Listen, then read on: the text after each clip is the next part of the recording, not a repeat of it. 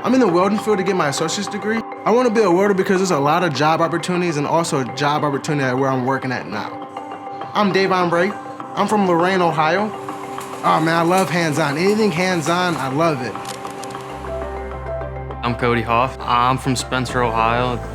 I'm a welding student at LCC, and I'm here to get my associate's degree in welding technologies.